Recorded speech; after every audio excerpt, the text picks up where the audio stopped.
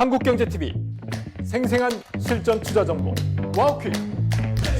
월 5,000원 커피값으로 투자 정보가 내 손 안에 배달됩니다. 와우킥 N에서 만나요. 네, 엔비디아의 사상 최고 실적, 이에 따른 국내 증시의 랠리에 대해서 자세하게 분석하면서 이 밖에도 매크로 변수에 대해서 알아보는 시간입니다. 오늘 이 시간 IBK 투자증권의 정용택 수석 이코노미스트와 함께합니다. 어서 오세요. 예, 안녕하십니까. 네, 엔비디아의 호실적 발표, 이 시각 현재 우리나라 반도체뿐만 아니라 전반적으로 훈풍이 되고 있는데 일단 실적에 대해서 평가부터 해주시죠. 실적은 어저께 보신 대로 기본적으로 그 기대치를 크게 상회하는 쪽으로 나왔고, 향후 아웃룩에 대해서도 엔비디아에서 굉장히 자신감 넘치는 모습을 보여줬기 때문에 기본적으로는 긍정적인 재료로 판단하고 있습니다. 네, 그렇다면 AI 거품이 우려가 완화가 될 수 있을지, 지금 시각 같은 경우에는 우려가 완화될 수 있을 것이다라는 의견들이 상당히 많은 것 같거든요. 여기에 대해서는 어떻게 보고 계십니까? 단기적으로 금리 시장에는 긍정적인 영향을 미치고 있지만 저희 같은 경우에는 거품 우려를 온전히 걷어내지는 못할 것이다라고 생각을 하고 있습니다. 기본적으로 엔비디아 등 그 하드웨어에서 고수익을 현실화한 기업도 있지만 AI 산업 전체로 보면 여전히 투자 규모가 막대한 데 비해서 그 수익에 대한 의구심을 온전히 걷어내지 못하고 있기 때문에 이 부분은 좀 구분해서 보실 필요가 있다라고 생각하고 있습니다. 네, 설명을 좀 길게 해주셔도 좋을 것 같습니다. 일단 외환 시장에 대해서도 여쭤볼 텐데 지난주 후반에 당국의 구두 개입에도 불구하고 외환 시장 원화 약세는 물론 그날 같은 경우에는 상당히 달러화에 대한 원화 환율이 하락하는 양상을 나타냈는데 약세 국면은 지속되고 있지 않겠습니까? 상단은 어느 정도나 열어둬야 되겠습니까? 상단은 기본적으로 지금 얘기 나오는 것처럼 일시적으로지만 1,500원 선을 터치하거나 넘어설 수도 있다라고 생각을 하고 있습니다. 하지만 그 부분은 조금 오버시팅하는 부분들이 있는 것 같고요.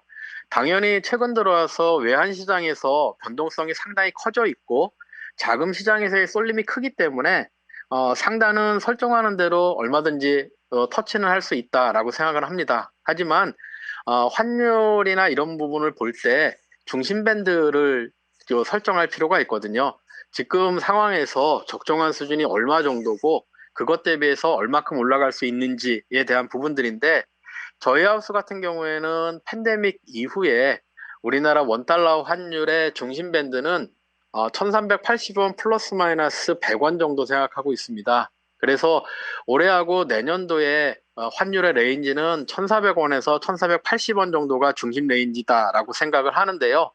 기본적으로는 계속 높은 수준을 유지하는 이유는 결과적으로 우리나라의 대외자산 획득이 굉장히 늘어나고 있고 해외 쪽으로 자금이 많이 나가기 때문이다라는 부분이 있고, 이런 부분들은 미국과 우리나라의 금리 역전이 쉽게 해소되지 않는 이런 상황에 기인하는 만큼 환율에 대해서는 최고치에 대한 관심을 갖는 부분도 중요하지만 지금의 고환율이 기본적으로 계속 유지가 된다라는 쪽에서 생각하는 것이 맞을 것 같습니다.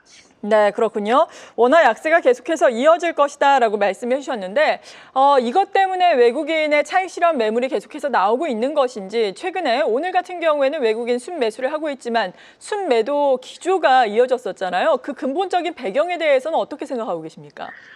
지금 말씀하신 것처럼 아마 환율에 대한 우려도 외국인의 매도를 자극하는 부분이 있다라고 생각을 합니다. 하지만 조금 더 본질적으로 보면 올해 우리나라 주식시장이 주요 주식시장 대비 상승률로는 거의 제일 많이 오른 시장입니다.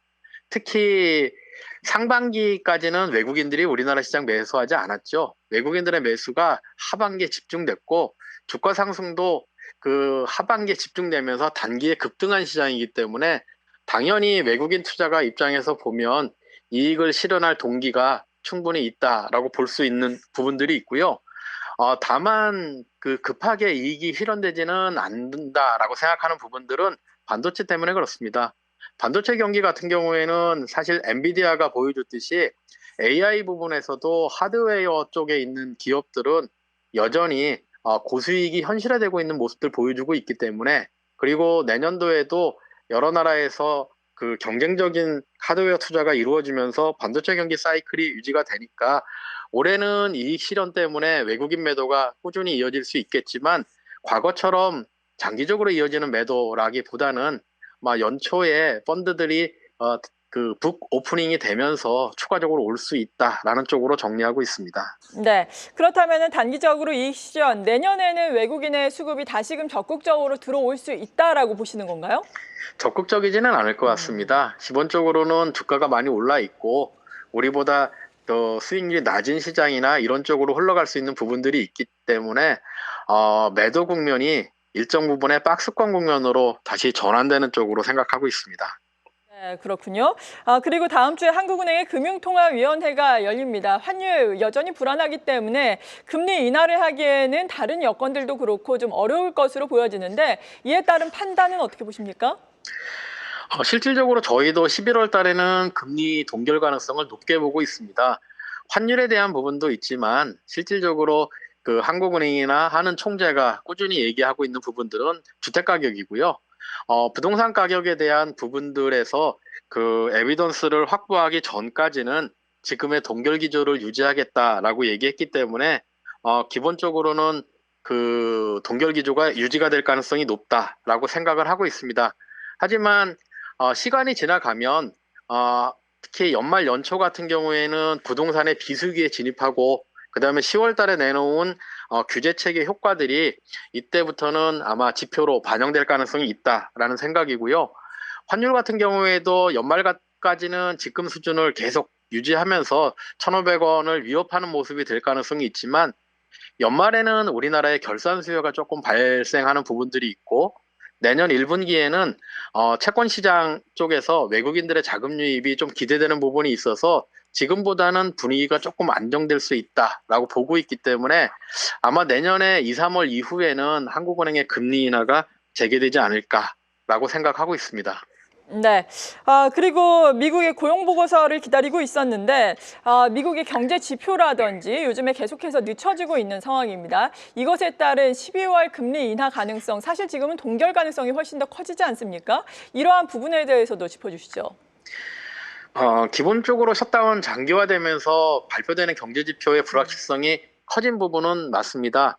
하지만 고용시장의 흐름을 기준으로 생각해 보면 ADP 민간고용이나 챌린지 리포트 등 민간고용 통계가 일관되게 미국의 고용시장이 둔화되고 있다라는 부분을 가리키고 있는 만큼 저희 같은 경우에는 12월 달에 연준은 금리 인하 가능성이 여전히 높다라고 생각을 하고 있습니다.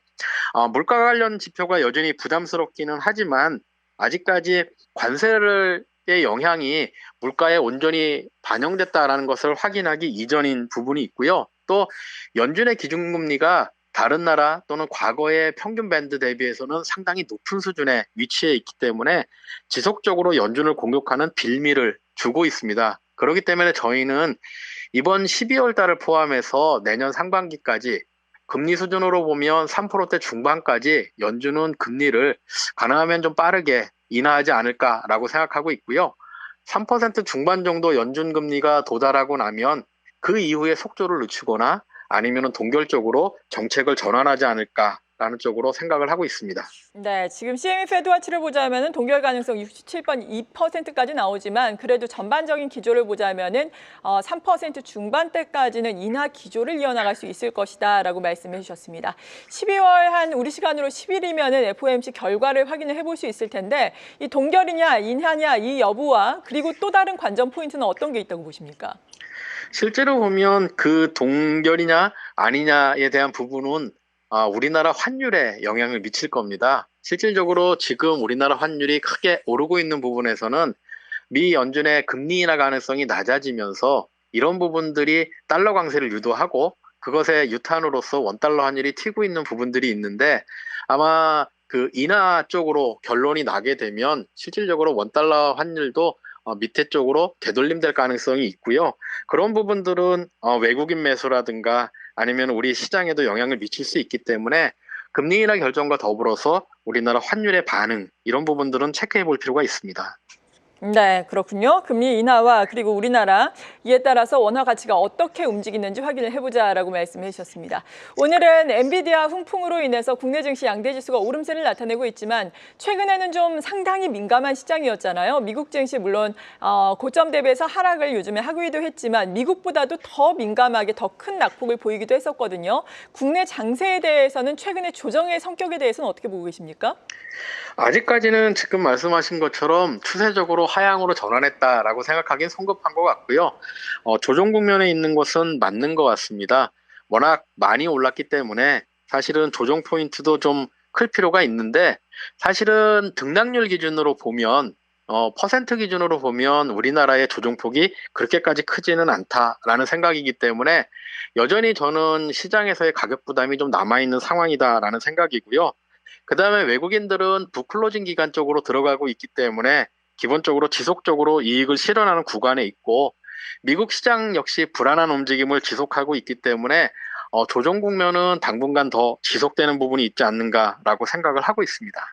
네, 조정 국면이 당분간 지속될 수 있겠다라고 말씀해 주셨는데 오늘은 반도체를 비롯해서 다른 종목들이 모두 좋은 양상이지만 최근에 조정 국면에서는 기존의 주도주가 쉬어가고 개별 종목단에서 혹은 뉴스가 있는 테마주가 움직였잖아요. 이러한 장세가 조금 더 이어질 것으로 보세요? 아니면 오늘 주도주가 우리 시장에 좀 복귀했다고 보세요? 저 같은 경우에는 순환매에 대한 생각은 별로 안 하고 있습니다. 기본적으로 주도주가 하락하면 성급하게 다른 종목군으로 순환매를 생각할 수 있겠지만 제 생각에는 오히려 순환매보다는 그런 것이 하락할 때는 유동성 확보하고 보수적으로 대응하는 것이 나을 것 같고요. 지금 경제는 AI 부음에 기인해서 반도체 업종이 거의 유일하게 견인하고 있는 부분이 있고 우리나라 이번 실적이나 아니면 경제 지표에서 보듯이 산업 간 그다음에 대기업과 중소기업 간 격차가 훨씬 더 많이 벌어지고 있는 모습입니다. 그렇기 때문에 주도주 가격이 가격 부담으로 따라서 등락은 있을 수 있겠지만 아마 주도주가 교체되지는 않을 것 같고요. 이번 장세 내내 지금의 주도주가 계속 시장을 주도하는 형태가 되지 않을까라고 생각하고 있습니다. 네, 주도주가 시장을 주도하는 장세가 계속해서 이어나갈 것이다. 그렇다면은 연말 그리고 내년까지 우리가 바라다 본다면은 어떤 전략이 중기적으로는 필요하겠습니까? 기본적으로 중기적으로 보면 사실은 주가 부담이 상당히 큰 상태에 있고 최근 들어와서는 특히 채권 가격이 많이 급락하는 모습들을 보여주고 있기 때문에 자산 배분 측면에서는 안전자산, 특히 금리가 올라 있는 국채의 비중이 기관을 중심으로 아마 조금 더 늘리는 전략이 시행될 가능성이 높다라는 쪽으로 생각하고 있고요. 주식 종목 쪽에서는 앞서 말씀드렸던 것처럼 지금 경제의 구조가 훨씬 더 몇몇 소수의 기업과 산업에 집중되고 있는 모습들을 보여주고 있기 때문에 종목의 선택도 여러 종목으로 퍼뜨리는 것보다는 AI 관련된 하드웨어 쪽으로 집중해서 투자해가는 부분이 더 필요하지 않나라고 생각하고 있습니다. 네, 잘 알겠습니다. 오늘 이 시간 IBK 투자증권의 정용택 수석 이코노미스트와 함께 시장에 따른 전략 자세하게 짜봤습니다. 이 시각 현재 양대 시장 2.5%, 2.01% 각각 오름세를 나타내고 있는데 추가 상승 기원을 해보겠습니다. 오늘 이 시간 감사합니다. 예, 감사합니다. 계속해서 다양한 경제 이슈를 알고 싶다면 구독과 좋아요, 알림 설정 부탁드립니다. AI 캐스터 권미정이었습니다.